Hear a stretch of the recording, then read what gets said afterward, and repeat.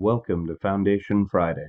The dedication and covenant of silent unity was signed on December 7th, 1892 by Charles and Myrtle Fillmore, founders of the Unity movement.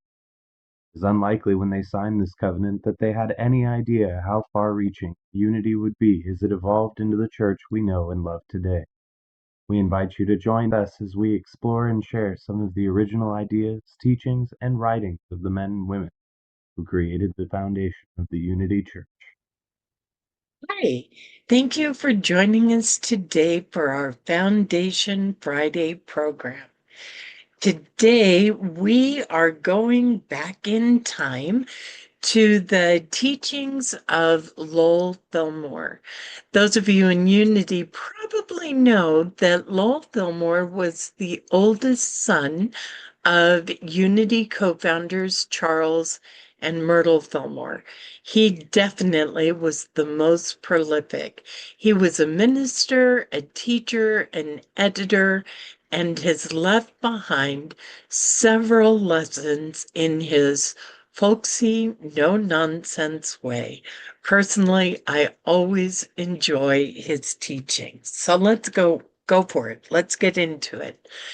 Today, we are looking at relaxation through forgiveness. That's kind of interesting.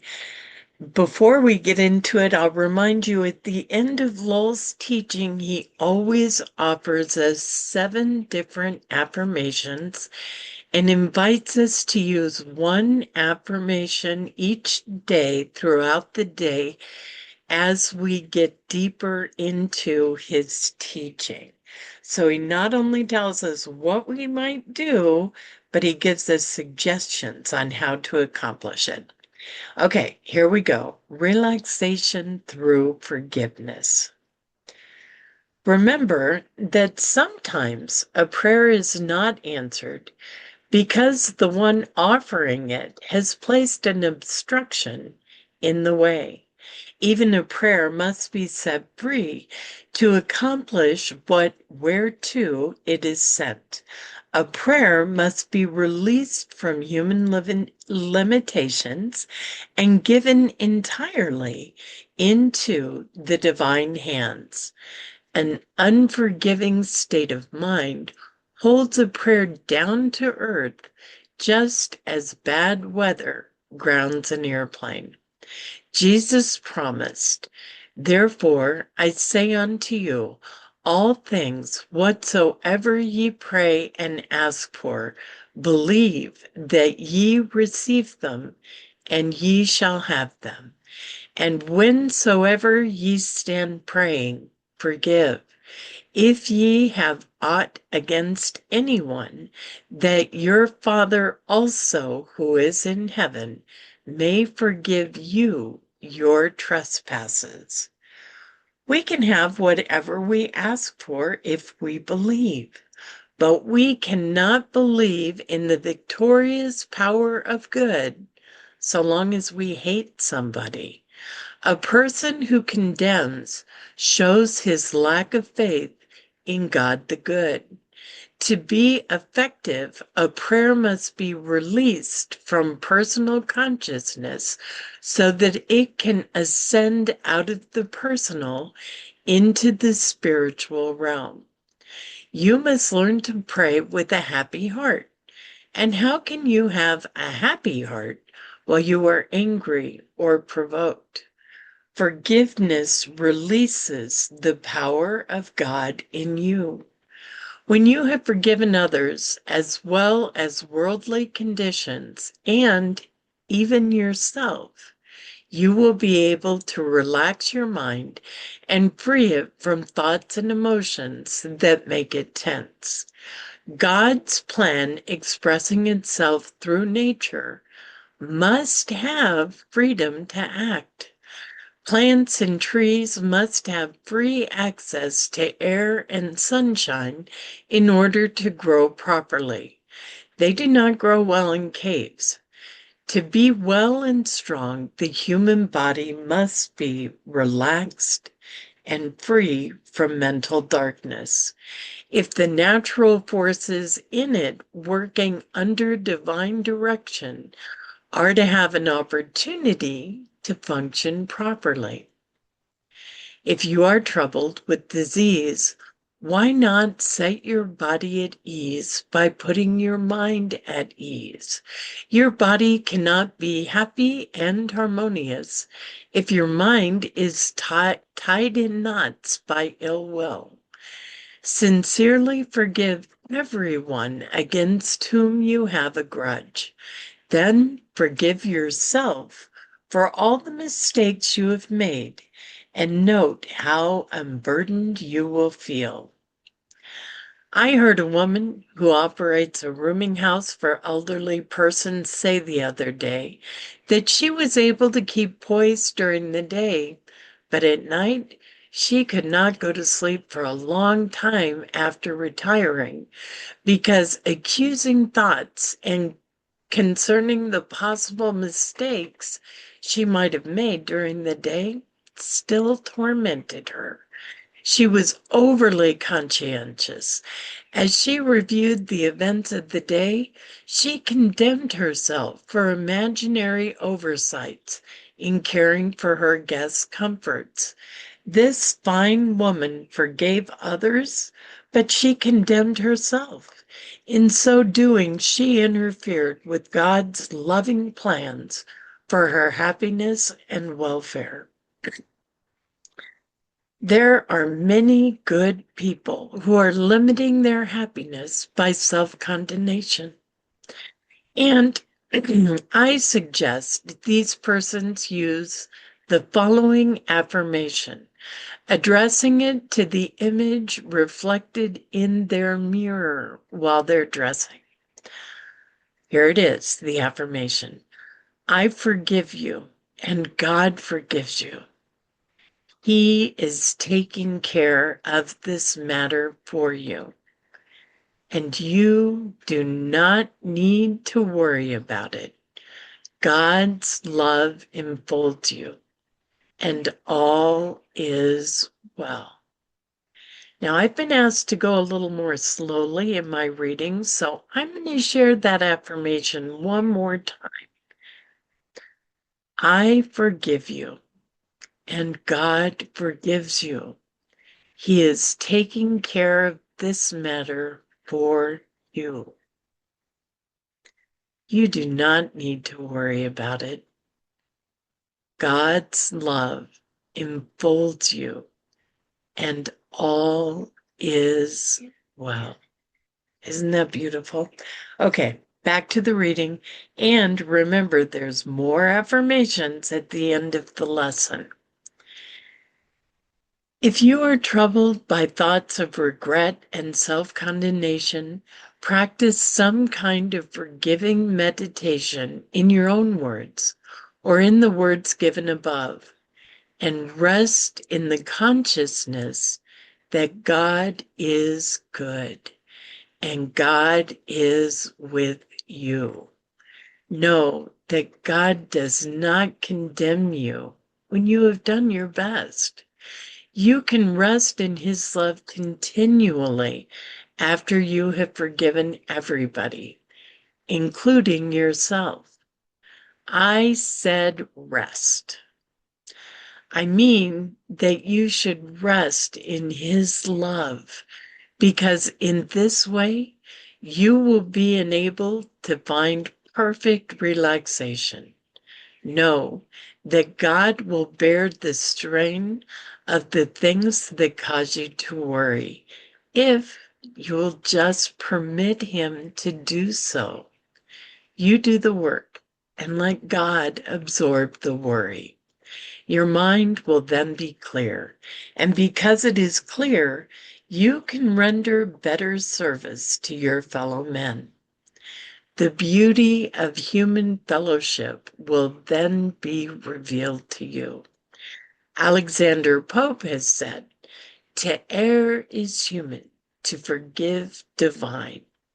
Jesus taught that we must forgive our enemies, and Micah suggests that our enemies are the men of our own house. This means that we do not need to seek foreign lands for our enemies, There are enemies very close to us. Our worst enemies are the destructive thoughts we think. These misguided thoughts are members of our mental family and must be forgiven. As a matter of fact, we are more prone to criticize the members of our own family than we are to criticize strangers. This is because we fear to hurl at strangers the unforgiving thoughts that clamor for expression. But we think of our family members, well, they will take them. We must practice blessing and praising the members of our family in order to form the habit of peaceful thinking and speaking. Let us forgive the members of our families as well as ourselves. Then we shall know how to forgive our enemies. Okay, that's the end of our reading. I'm going to offer 7 more affirmations. And like I said at the beginning, you're invited to use them however you'd like. However, Lowell Fillmore suggests we meditate on 1 affirmation a day, and we have a whole week of learning this lesson. First one. The forgiving love of Jesus Christ now sets me free from worry and fear. And I'll read that again. The forgiving love of Jesus Christ now sets me free from worry and fear. Here's the next one. The forgiving love of Jesus Christ now sets me free from hate, jealousy, and condemnation. I'll do that again. The forgiving love of Jesus Christ now sets me free from hate, jealousy, and condemnation. Okay, here's number 3. Because God forgives me, I am happy in His love. And I'll read that again. Because God forgives me, I am happy in His love. Here's the next one. It's a little longer. I behold all the members of my family to be God's perfect children. They fill me with joy. And I'll read that again. I behold all the members of my family to be God's perfect children. They fill me with joy. Here's the next one. I have no enemies because I love God everywhere present. I'll read it again. I have no enemies because I love God everywhere present. And the next one, God forgives me abundantly. Being a child of God, I forgive everybody. And again, God forgives me abundantly. Being a child of God, I forgive everybody. And here's our very last one. the forgiving love of Jesus Christ, active in me, opens the way for health, happiness, and prosperity to fill my life and affairs. That was a long one. I'll read it again a little more slowly. The forgiving love of Jesus Christ, active in me, opens the way for health, happiness, and prosperity to fill my life and affairs. Okay, there you have it. Relaxation through forgiveness. I hope you've enjoyed our message, our lesson for today, our Foundation Friday program. If you aren't a subscriber, please take a moment and subscribe right now. If you hit the little bell on the YouTube page, you'll be informed anytime we post a new video. And as always, we love your comments and ideas. Before we go, please know you matter. You are sacred, and you are so, so very loved. Namaste. Thank you for joining us, and let's stay connected and grow in spirit. We are on Facebook. Search for Unity Church of El Cajon and follow us and like our posts.